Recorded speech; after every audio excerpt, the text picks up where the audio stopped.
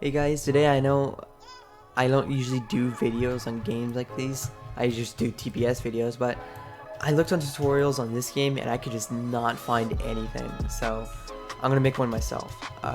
Before we start the video, immediately you want to change your grid to 0.05. It makes it a lot more precise when you're editing. So let's do this and just show you. It just makes it so much easier when you're editing.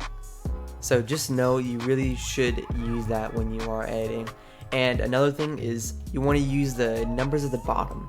You can use them when you're doing this if you want to be really precise, or you just copied it. So I recommend just copying it. But if you want to be really precise, then there's that. At the bottom you'll see numbers. If you go exactly to 90, what is it doing? Okay, sometimes it goes crazy like that, but usually you could just get one like this and then change it to 90 and it'll look as straight as a board. If it's not 90, it's gonna look kind of weird. So you want to have it at 90 and it's not gonna be slanted at all, or it can be 180. So if you want to change it even more, you have to go exactly to either 0 or 180. So in this case it's 0. 0, 90, or 180 are the ones that you want to be using. Those are like actual, like, those are the ones you want to be using. So in this case I would want to go for 90, and then that would be perfectly straight. It's kind of tough, but it's annoying when they're not straight, so just know that's what you want to do. Next thing is, look how much better like wedges help your builds. Like, they really do make it look a lot better. So if I were you, I would use them a lot, but just know their part count can be kind of annoying. So use them with caution, because you don't want to be using all your parts on one freaking door. Next thing, images and textures. So there's not many people like dabble with any textures, even though they're very useful. Let me just change this to whites. Bang. And then I'll do textures in this one. And you can see the difference is it's just a recurring image with a texture, and this is just one image.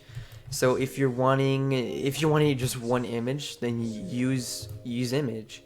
But if you're like doing a wall or something where you want it to look a bit more natural, or you just want to be more precise, then you do want to use textures. Look at that guy, he's trying to get in. You do want to use these, and just so you know, you can change the color on these, so make them white or whatever. Oh, it's image color right here.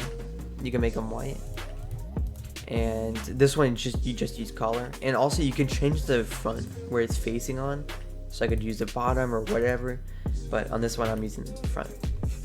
And if you want to make them like different, you could put 10, and 10 on all of these, and it'll be 10 studs. So just make it more zoomed in, apparently. So next thing, saving like part counts. If you're using an Obby and you're like making platforms to jump on, one might look nicer than the other, but it'll have a lot more parts in it.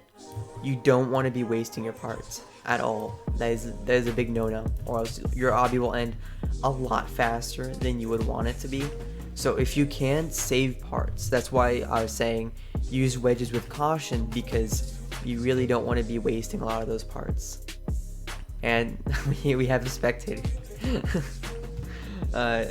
Now you can go in advanced tools, and there's a lot of lighting options. So one of the biggest ones I found out was with depth of field. If you use 10 on here, it'll make things blurry, which makes things really look nicer in a lot of scenarios.